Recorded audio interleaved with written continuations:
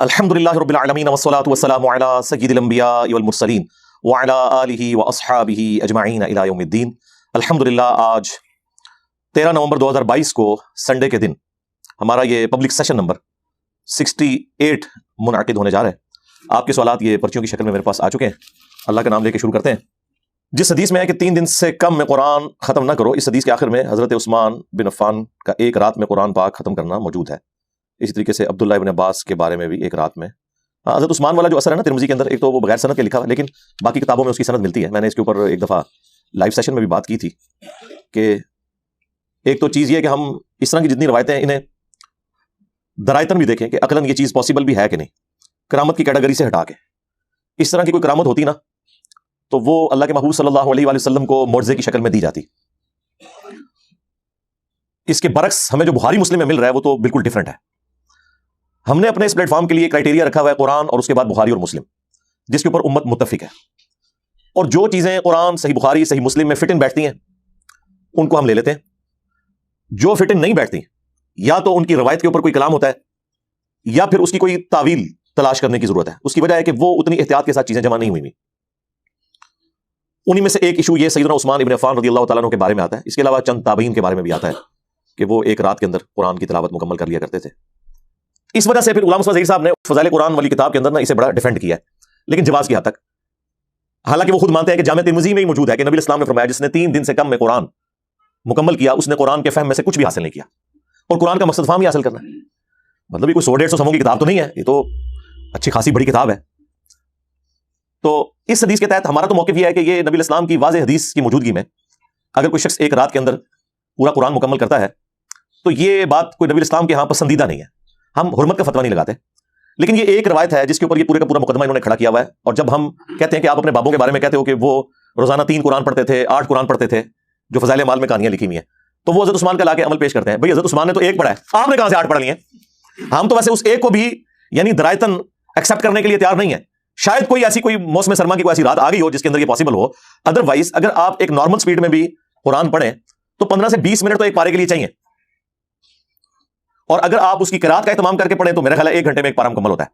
اس لیے آپ دیکھتے ہیں کہ اہل حدیث کے ہاں جو قیام اللیل ہو رہا ہوتا ہے 1.5 سے 2 گھنٹے کا ہوتا ہے، اور پڑھتے وہ کتنا ہے 1 یا سوا پارا۔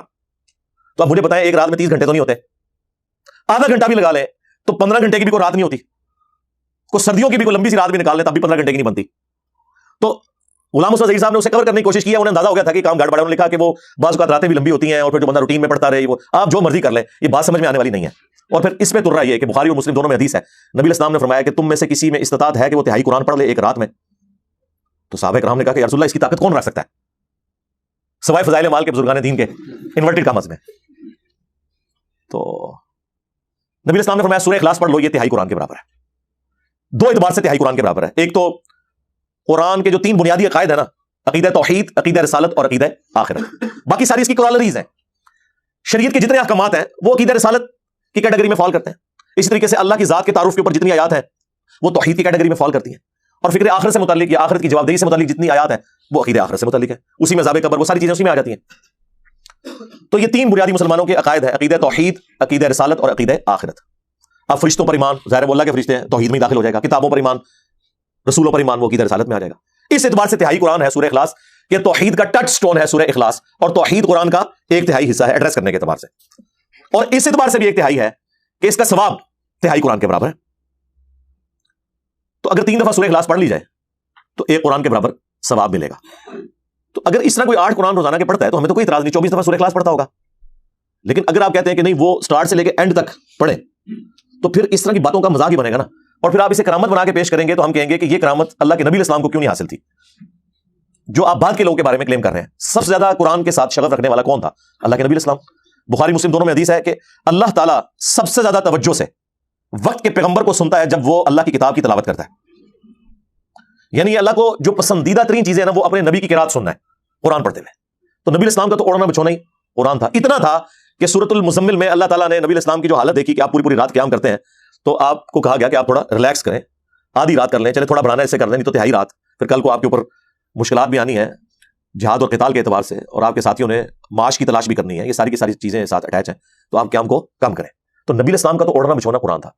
یہ جو 5 وقت نمازوں کا شیڈیول ہے یہ تو مدینہ شریف میں سٹارٹ ہوا ہے، مکے کے بالکل اینڈ پہ جا کے واقعہ معراج ہوئی ہے، اور اس سے پہلے جو مکی دور میں 13 سال تک نبی اسلام کا جو عبادت کا معاملہ تھا وہ رات کو قیام اللیل تھا، اس میں قرآن پڑھنا، کوئی 5 نمازوں کا شیڈول نہیں تھا، لیکن وہ قیام اللیل والا نہیں کہ 1.5 یا 2 گھنٹے والا، نہ بعض اوقات پوری رات، بعض اوقات 2/3 رات، بعض اوقات آدھی رات، یہ نارمل تھا. اسی لیے بخاری مسلم دونوں میں آتا ہے نا، حضرت عبداللہ ابن مسعود رضی اللہ تعالیٰ عنہ کہتے ہیں کہ اگر میں جانتا کہ مجھ سے زیادہ کوئی قرآن جانتا ہے تو میں اپنے اونٹ بکھاتا، ان کے جگر جلا دیتا اس شخص سے قرآن حاصل کرنے کے لیے کہ جو مجھ سے زیادہ قرآن جانتا ہے. میں نے 70 سے زیادہ صورتیں حضور کے پیچھے قیام اللیل میں سن کے زبانی یاد کی ہیں، یعنی 114 میں سے 70 صورتیں حضرت عبداللہ ابن مسعود جو شروع کے 10 مسلمانوں میں ہیں، سابقون الاولون میں سے ہیں، اصحاب بدر میں سے ہیں، اور جب پرشین امپائر گری تو حضرت عمر نے انہیں چیف جسٹس لگایا کوفہ میں، وہ کہہ رہے ہیں میں نے 70 صورتیں حضور کے پیچھے سن کے زبانی یاد کر لی، وہ قیام اللیل کی وجہ سے.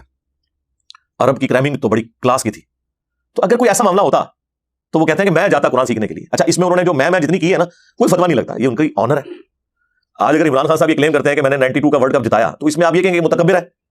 یا جہانگیر خان کہتا ہے کہ جی میں 500 سے زیادہ مقابلوں میں ان بیٹن رہا ہوں، یہ کبھی بھی کسی بھی کھیل کی ہسٹری میں نہیں ہوا کہ کوئی شخص 500 دفعہ کھیلے اور ہارے نا. ٹھیک ہے، تو اس میں نہیں ہے، ان کی کنٹریبیوشن ہے. دین کے معاملے میں بھی جن لوگوں نے کنٹریبیوٹ کیا وہ اس طرح بولتے تھے. اس زمانے میں کوئی کسی کو فتوی نہیں لگاتا تھا کہ تم متکبر ہو گئے. تو صحابہ کرام علیہم رضوان میں قرآن سیکھنے کا جذبہ اور شوق یہ تھا.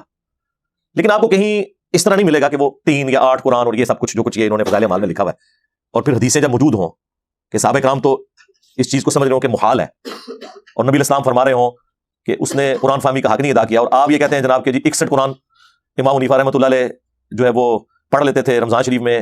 وہ کہتے ہیں جی ایک دن کے وقت ایک رات کے وقت، تو یہ 30 روزے ہو گئے، تو 60 قرآن اور ایک تراویحوں میں بھی. تو رات میں تو پہلے ہی پڑھ رہے تھے، تراویح میں کون سا قرآن سن رہے تھے؟ نہیں، وہ تراویح میں پڑھتے تھے جماعت رہا، بس وہ ایک ساتھ بنایا ہوا. تو 61 قرآن انہوں نے مشہور کیا ہوا ہے، اور یہ فضائل اعمال میں لکھا ہے. میں نے پہلے بھی کئی دفعہ عرض کیا کہ جلم میں تبلیغی مرکز بھی ہے. ایک دفعہ میں زور کی نماز کے لیے اپنے بچوں کے ساتھ گیا وہاں نماز پڑھنے کے لیے. زور کی نماز وہ عموماً لیٹ پڑھتے ہیں، تو گرمیوں میں سنت ہے زور کی نماز کو لیٹ پڑھنا. تو میں کبھی کبھار وہاں جماعت کے ساتھ نماز پڑھنے